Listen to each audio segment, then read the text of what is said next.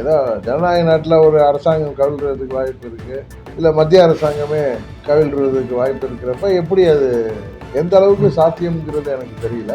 இருந்தாலும் பழனிசாமியை பொறுத்தவரை அவர் நான் மெகா கூட்டணி அமைப்பேன்னு சொல்கிறதே அவர் வீக்காக இருக்காருங்கிறதுக்கான காரணம் தான். கடவுளே அஜித், நானும் அஜித்தோடைய ஃபேன் தான், அஜித் எனக்கு பிடிக்கும். ஒரே நாடு ஒரே தேர்தல் பாராளுமன்றத்தில் எதிர்கட்சியெல்லாம் ஒரு ஸ்டாண்டு நெகட்டிவாக தான் இருக்கு. ஆப்போசிட் கூட்டணி கட்சி மட்டும் தான் ஆதரவு வரலாம். நீங்கள் எங்களுடைய அமமுக நிலைப்பாடு என்னன்னு கேட்குறீங்க. அதாவது ஒரே ப்ராக்டிக்கலாக இது எந்த அளவுக்கு சாத்தியம்ங்கிறது எனக்கு தெரியல. இருந்தாலும் மத்திய அரசாங்கம் எனக்கு தெரிந்து 2 ஆண்டுகளாக பல்வேறு தரப்பில் கருத்து கேட்பெல்லாம் நடத்தி பல்வேறு தலைவர்கள் எல்லோருடையும் கலந்து ஆலோசித்து கொண்டு வந்திருக்காங்க. இது எப்படி வருதுன்னு பார்ப்போம். ஏன்னா இதை எதிர்க்கிறதுக்கோ ஆதரிக்கிறதுக்கோட பாராளுமன்ற உறுப்பினர்கள் எங்களிடம் அது சம்மந்தமாக எங்கள்கிட்ட அந்த பாராளுமன்ற உறுப்பினர்னால எங்களுடைய பாராளுமன்றத்தில் எங்களுடைய ஓட்டெடுப்புக்குள்ள நாங்கள் கலந்துக்க முடியாது. பட்டு நான் இதில் கூட்டணி கட்சியாக இருந்தாலும் இது எந்த அளவுக்கு இது ப்ராக்டிக்கலாக முடியுங்கிறதுல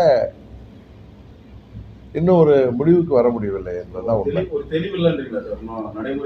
நடைமுறை சிக்கல்ங்கிறத தாண்டி இப்போ 29லேருந்து இந்த அடாப்ட் பண்ணுறாங்கன்னா, இடையில ஏதோ ஒரு ஸ்டேட் கவர்மெண்ட்டும் ஏதோ ஜனநாயக நாட்டில் ஒரு அரசாங்கம் கவிழ்றதுக்கு வாய்ப்பு இருக்குது, இல்லை மத்திய அரசாங்கமே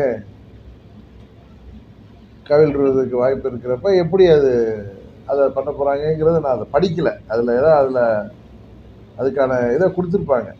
அதை நான் படிக்காததுனால தான் நான் தெளிவு இல்லாமல் இருக்கேன்னு சொல்கிறேன். அதை தெரிஞ்சுட்டு நான் பேசுகிறேன். பிஜேபியினால தான் அதிமுகவில் ஒரு மிகப்பெரிய குழப்பங்கள் ஏற்பட்டதாக ஒரு செய்தி இருக்கு. இப்போ நீங்கள் அடிக்கடி மோடியை சந்திக்கக்கூடிய இடத்துல இருக்கிறீங்க. சந்திக்கிற பட்சத்தில் அதிமுகவை மீட்பது பற்றி எதுவும் பேசுறீங்களா? அதுக்கான வழிகாட்டுதல் இருக்கா? நீங்கள் டெல்லிக்கு போகிற ஒவ்வொரு முறையும் அதிமுக மீட்க போறீங்கன்னு தொண்டர்கள் எல்லாம் காத்துட்டு இருக்காங்க. எனக்கு தெரிஞ்சவரை நீங்கள் நான் 2017லேருந்து அம்மா அவர்கள் மறைவுக்கு பிறகு மீண்டும் அரசியலுக்கு வந்ததுலேருந்து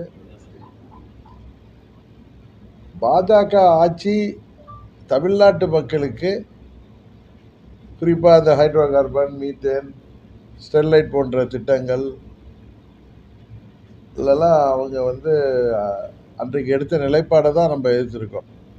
இந்த நிலைப்பாடு தொடர்ந்தால் தமிழ்நாட்டு மக்கள் பாதிக்கப்பட்டால் நாங்கள் எப்படி அவங்க கூட அதை என்னிடம் நீங்கள்லாம் கேட்டப்ப கூட்டணிக்கு போக முடியாதுங்கிற ஒரு வார்த்தையை தான் நான் சொன்னேன். இன்றைக்கு அவர்கள் தமிழ்நாட்டுக்கு இங்கே மக்களுக்கு தேவையான திட்டங்களை கொடுப்பது, அது மாதிரி மக்கள் விவசாயிகள் மற்றும் மக்கள் எதிர்த்த திட்டங்களை எல்லாம் இன்றைக்கு அவங்க அழுத்தம் கொடுக்காம அந்த ஆட்சி, அதுவும் குறிப்பாக இங்கே தமிழ்நாட்டு மேலே இப்போ கூட சமீபத்தில் இந்த புயல் வெள்ளத்தப்ப அந்த மத்திய குழு வருவதற்கு முன்பே முதல்வர் 2000 கோடி வேணும்னு கேட்டார். அதில் கிட்டத்தட்ட 1000 கோடி கொடுத்தாங்க. மீண்டும் நிதி கொடுக்குறேன்னு தான் சொல்லியிருக்காங்க. அவங்க ஒன்றும் மாற்றாந்தாய் மனப்பான்மையோடலாம் தமிழ்நாட்டை நடத்தலை. இன்னொன்று நீங்கள் சொல்கிற மாதிரி அதிமுகங்கிற கட்சியை அழிந்து விடணும்னு அவங்க யாருமே நினைக்கல. அங்கே உள்ள தலைவர்கள் யாரும் நினைக்கல.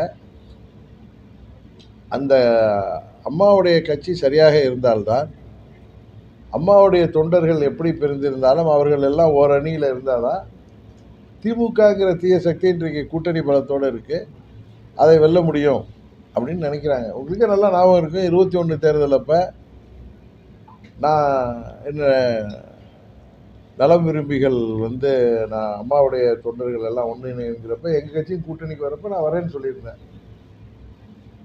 பழனிசாமி அந்த கூட்டணியில் இருக்கிறதுனால நான் தேர்தலில் நிற்கலை.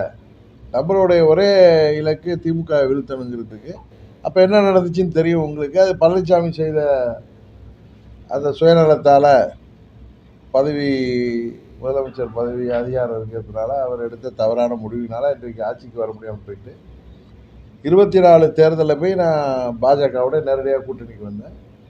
அன்றைக்கும் சொல்லப்போனால் திமுகவிற்கு எதிராக பழனிசாமி வேட்பாளர் நிறுத்தாமல் இருந்தால் நாங்கள் நிறைய தொகுதியில் வெற்றி பெற்றிருக்கக்கூடிய வாய்ப்பு இருக்குது, அவர் வேட்பாளர் நிறுத்தாமல் இருந்தாலே. ஆனால் அவர் மறைமுகமாக திமுக உதவி செய்கிற வேலையில் தான் ஈடுபடுறாரு. புரட்சித் தலைவர் கண்டெடுத்த வெற்றி சின்னம் ரெட்டையில இன்றைக்கு திமுகவிற்கு வெற்றிக்கு, தேர்தல் வெற்றிகளுக்கு மறைமுகமாக உதவி செய்கிற விதமாக எதிர்க்கட்சிகள், குறிப்பாக அம்மாவுடைய கட்சி பலவீனமாவதற்கு அவர் காரணமாக இருக்காருன்னு சொன்னேன். அதனால தான் நான் நீங்கள் சொன்ன கருத்தை மறுக்கிறேன். அதாவது எனக்கு தெரிந்தவரை பாஜகவில் உள்ள அனைத்து தலைவர்களுமே, அங்கே உள்ள நிர்வாகிகளுமே, அண்ணா திராவிட முன்னேற்ற கழகங்கிற கட்சி அது பலமாக இருக்கிறது தான் தமிழ்நாட்டுக்கு நல்லது. அது திமுகவை வீழ்த்துவதற்கு அவர்கள் நாமெல்லாம் ஒன்று சேர்ந்து அலைன்ஸில் வரணும்னு தான் அவங்க எதிர்பார்க்குறாங்களே தவிர, கட்சியை பலவீனப்படுத்தணும்னோ அந்த கட்சியை அழிக்கணும்னோ அவங்களுக்கு நினைப்பு இல்லை. அது நான் இப்போ கூட்டணியில் இருக்கேங்கிறதுக்காக சொல்ல நான் எப்போ யதார்த்தத்தை பேசக்கூடியனோ இதுதான் உண்மை. இந்த கேள்வி ஏன் வருதுன்னா, அவர் நாங்கள் தான் 2வது இடத்துல ஓட்டு வாங்கியிருக்கோன்னு சொல்லலை. எங்கள் கட்சியை இப்போ நிறைய பேர் பாஜக அந்த கட்சி 2% 3% சொன்னதுனால இப்போ எங்கள் கூட்டணி இன்னும் எங்கள் கட்சியே 11% வாங்கியிருக்கு. நாங்கள் நின்னதில் வச்சுங்க அவர் இந்த 2024 பாராளுமன்ற தேர்தலில் வாங்கிய வாக்கு அடிப்படையில் எங்கள் கூட்டணி 18% வாங்கியிருக்கு. தமிழ்நாட்டில் சிறந்த எதிர்க்கட்சியாக நாங்கள் செயல்படுறோம்னு சொல்லியிருக்காரு. இன்னொன்று, ஒவ்வொரு கட்சியில் உள்ளவங்களும் தாங்கள் வளர்ந்துருக்கோன்னு சொல்கிறது, நாங்கள் 2வது இடத்துல இருக்கோம், திமுகவுக்கு எதிரான கட்சியாக இருக்கோம்னு சொல்கிறது ஏற்க தானே. அதுக்காக இன்னொரு கட்சி பலவீனமாயிட்டுன்னு அவர் சொல்கிறத நம்ம எப்படி எடுத்துக்க முடியாது. நம்ம பார்க்குறவங்க பார்வையில் தான் இருக்குது. அவர்களை அண்ணாமலை, நண்பர் அண்ணாமலை உட்பட இங்கே தமிழ்நாட்டில் உள்ள பாஜக தலைவர்களும் சரி, இந்திய அளவில் உள்ள தலைவர்களும் சரி, நிறைய பேரோட நம்ம சந்திக்கிற வாய்ப்பு கிடைக்கிறப்ப எல்லாரும் அதிமுக ஒன்றா இருக்கணும், அம்மாவுடைய கட்சி ஒன்றா இருக்கணும்னு தான் நினைக்கிறாங்க. அதுக்கான முயற்சிகள் அவங்க செய்கிறாங்களாங்கிறது எனக்கு தெரியாது. எல்லாம் ஒன்றிணையணுங்கிறத பார்க்குறப்ப எங்களிடம்லாம் ஒன்றா இருந்து செயல்படுங்க, அதுதான் நல்லது தமிழ்நாட்டுக்குங்கிற ஒரு கருத்தை தான் சொல்கிறேன். திருச்சியில் கேட்டப்பே நான் ஊடகத்தில் சொன்னேன், இப்போ மாவட்ட வாரியாக கூட்டங்களில் நடந்த பிரச்சனைகள்லாம் தெரியும். இது ரொம்ப நாளாகவே அவர் ஆட்சி பொறுப்பில் இருந்தப்ப ஆட்சி அதிகாரம் அவர் கையில் இருந்ததுனால அமைதியாக இருந்தாங்களே தவிர, அங்கே நிறைய மன வருத்தங்களும் அவருடைய நடவடிக்கைகளுடைய சரியாக இல்லைங்கிற வருத்தம் அவங்க பேர்கிட்ட இருக்குது. அதனால தான் மாவட்ட கூட்டங்கள்லாம், நிறைய மாவட்ட கூட்டங்களில் சலசலப்பு இது மாதிரிலாம் நம்ம கேள்விப்பட்டதில்லை. அதிமுக கூட்டத்திலேயோ கேள்விப்படாத அளவு நடக்குது.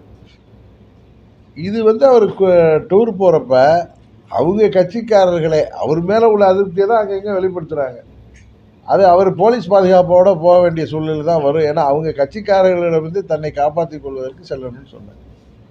இதுதான் அங்கே நிலை. பழனிசாமி இன்றைக்கு அதில் பொதுச் செயலாளர் இருக்கிற காரணத்தாலேயும், அவர் பணபலத்தோடு இருக்கிற காரணத்தாலேயும் அங்கே அவர் மேனேஜ் பண்ணி அந்த கட்சியை வச்சிட்டு இருக்காரு. ஒரு வணிக நிறுவனம் மாதிரி அந்த கட்சி இருக்குது. அது ஒரு அரசியல் இயக்கமாக இதற்கு முன்பு அம்மா இருந்த காலத்தில் இருக்கிற மாதிரி இல்லைங்கிறது எல்லாருக்கும் தெரிந்த உண்மை. ஒன்று அவர் திருந்தணும், இல்லை அவங்கெல்லாம் சேர்ந்து அவரை திருத்தணும். இல்லைன்னா 26 தேர்தலுக்கு பிறகு அதிமுகங்கிற கட்சியை அவர் மூடு விழா நடத்தி விடுவார். நான் சொல்கிறது தான் இன்னைக்கு சொல்கிறது. எனக்கு தெரிந்தவரை நான் பொதுவாக யூகங்களுக்கு பதில் சொல்கிறது இல்லை, இதே மாதிரி ரூமர்களுக்கு நான் பதில் சொல்கிறது இல்லை. இருந்தாலும் பழனிசாமியை பொறுத்தவரை அவர் நான் மெகா கூட்டணி அமைப்பேன்னு சொல்கிறதே அவர் வீக்காக இருக்காருங்கிறதுக்கான காரணம்தான். அதனால தான் அவங்க கட்சியில் உள்ள நிர்வாகிகளையும் தொண்டர்களையும் அவர்களெல்லாம் அதிருப்தியில் இருக்கவங்கள தன் வசமாக வைத்திருக்கணுங்கிறதுக்காக சொல்கிற ஒரு அரசியல் ரீதியான கருத்து தானே தவிர, உண்மையில் அவர் கூட மெகா கூட்டணி அமைப்பதற்கு கட்சிகள் இல்லை. திமுக கூட்டணி இல்லாமல் இல்லை, நம்பிக்கைங்கிறது மூட நம்பிக்கையாக இருக்கக்கூடாதுல்ல. அவர் தான் அப்பளையும் சொல்லிட்டு இருக்காரு, நாங்கள் 234 தொகுதியில் ஜெயிப்போம். இப்போ திமுக சொன்னால் நான் திமுகவுக்கு ஆதரவாக சொல்லலை. திமுக ஏற்கனவே 200 தொகுதிட்டு ஜெயிச்சிருக்காங்க. இப்போ பாராளுமன்றத்தில் நீங்கள் அசம்பிளிலாம் பார்த்தீங்கன்னா 200 தொகுதிட்டு ஜெயிச்சிருப்பாங்க. இது யதார்த்தத்தை சொல்கிறேன்னா, அவங்க பணநாயகத்தால் ஜெயிச்சாங்களா, எப்படி கூட்டணியால் ஜெயிச்சாங்கிறதுலாம் 2வது, நடந்திருக்கிறது தான் நம்ம சொல்லணும். அதுபடி பார்த்தா அவங்க 200 தொகுதியில் நாங்கள் ஜெயிப்போன்னு ஒரு கட்சி சொல்கிறது, அதான் ஜெயிச்சு காமிச்சிருக்கிற கட்சி சொல்கிறப்ப அதை போய் நம்ம இருமாப்புன்னு சொல்கிறது, என்னை பொறுத்த வரைக்கும் நம்ம எதிர்கட்சியாக இருந்தாலும் உண்மையை சொல்லணும்னா அவங்க கட்சியில் தொண்டர்களை, இப்போ நாங்கள் எங்கள் நிர்வாகிகளை பார்த்து அவங்களெல்லாம் முனைப்பு செயல்படுறதுக்கு உத்வேகப்படுத்துறதுக்கு அவங்களுக்கு நாங்கள் சொல்கிற மாதிரி அந்த கட்சியில் அவங்க சொல்கிறாங்க. அது வந்து ஆணவமாக என்னன்னு தெரியல. ஏன்னா இதெல்லாம் மக்கள் தான் பார்த்துட்ருக்காங்க. அவங்க தான் திரும்ப திமுக வீழ்த்த போகிறவங்களே அவங்க தான். ஏன்னா இதில் வந்து மற்ற கட்சிகள்லாம் அதனால் பலனடைய போகிறாங்க. மக்கள் வந்து திமுகவை எதுக்காக வாக்களித்தாங்களோ அதில் திமுக வந்து ஏமாற்றிட்டாங்க. தேர்தல் வாக்குறுதிகள் எல்லாம் நிறைவேற்றல. அது விவசாயிகளாக இருக்கிறீர்கள், மருத்துவர்கள், இளைஞர்கள், மாணவர்கள், ஏன்னா நெசவாளர்கள், தொழில் வச்சிருக்கவங்க, தொழிலாளர்கள், பிஸ்னஸ் பண்ணுறவங்க, அனைத்து தரப்பும் நான் சொல்கிறது, தமிழ்நாட்டில் வாழ்கிற அனைத்து தரப்பு மக்களுக்கும் அவர்கள் சொன்ன வாக்குறுதிகள் எல்லாம் நிறைவேற்றாமல் ஏமாற்றிட்டு வராங்க. பாராளுமன்ற தேர்தலில் ஜெயிச்சிருக்காங்களேன்னு நீங்கள் சொல்லலாம்.